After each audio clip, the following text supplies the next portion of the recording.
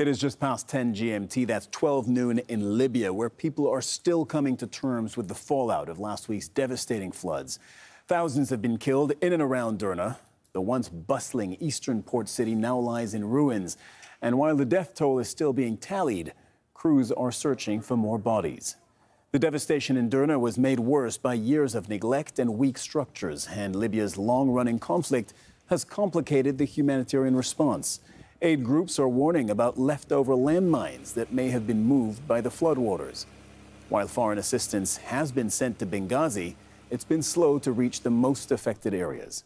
Al Jazeera's Rasul Sardar reports from Tripoli. As the scale of destruction in Derna becomes clear, bodies are still being found in the mud. Flood-ravaged Derna is the epicenter of the disaster, caused by a powerful storm that burst 2 dams nearly a week ago. It swept multi-story buildings into the sea with sleeping families inside. But it wasn't just Derna. People were also washed away by torrents in Susa, another coastal town. The aftermath is devastating in the towns of Al-Bayda, Al-Marj, and several others in eastern Libya. The floods have killed thousands of people and displaced more than 30,000. The frantic rescue efforts are still on the way, but for those who survived, there is now a risk of another disaster. Local officials say decomposing bodies pose a health risk and can lead to waterborne diseases. They are now working on a complete or partial evacuation of the city of Derna. Libya has had 2 rival governments since its revolution, one in Tripoli in the east and the other in the west. Many people in disaster-hit areas accuse the authorities of negligence, believing the collapse of dams could have been avoided. An official from Tripoli has promised a comprehensive investigation. The investigation will involve local authorities and officials of successive governments for any negligence or omission.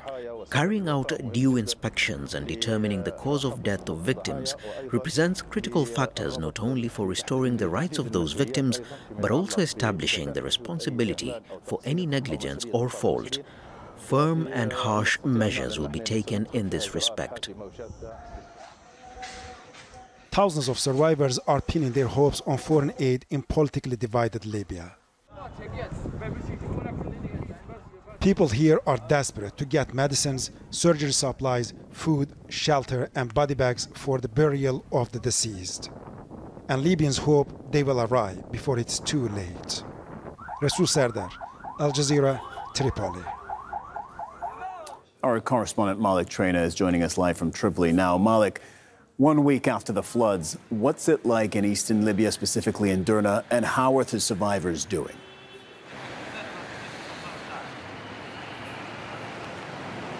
Well, I mean, people are extremely sad, but they're also very angry that the authorities aren't coming together as fast as they should to help these people. I mean, look, Libyans aren't capable in terms of the technical abilities to handle the recovery operation, but also the management. They don't have the management expertise. So, you know, this is a catastrophe in epic proportions. The Libyans can't handle the management of it, and people are trying to pick up the pieces. I spoke to a member of the ambulance and emergency services, and he says that just from the sea, in the last 2 days, they've recovered 400 bodies. I spoke to a diver squad, Ali Boufaris from Misrata. He's a diver. He just showed up to help.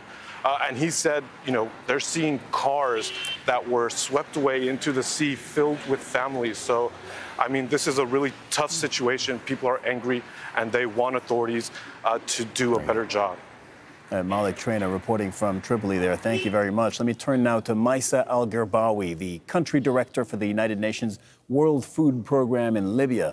You're joining us from Benghazi, that's in eastern Libya. How are your operations right now? Where do they stand?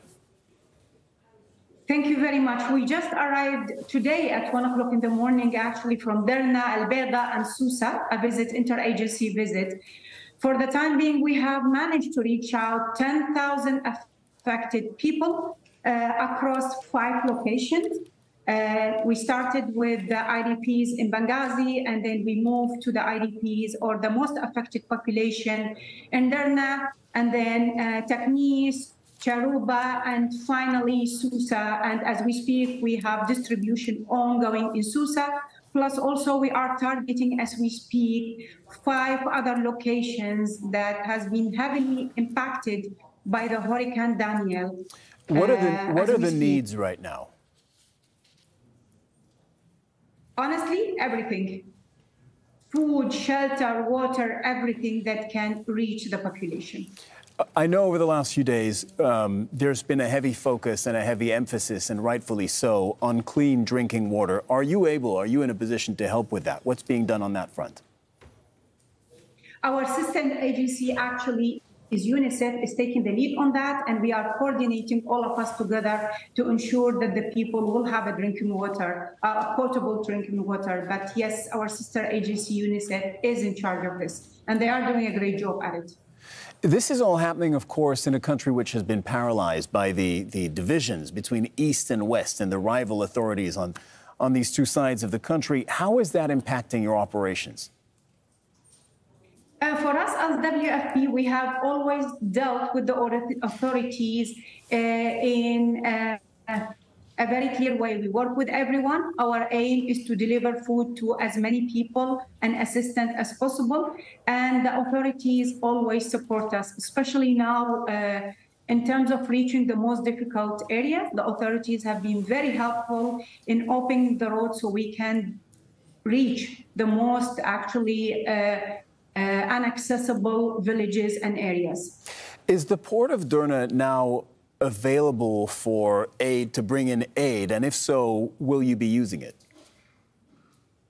Currently, we are utilizing a pre-positioned food, which was supposed to go actually to the south of Libya, because we were exiting out of emergency in Libya.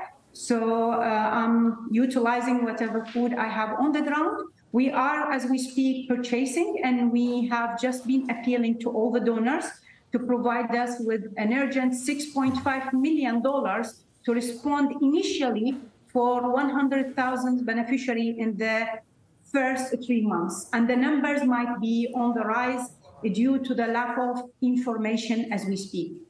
All right, Maisa Al-Garbawi, Country Director for the UN World Food Programme in Libya. Thank you for joining us on the program today.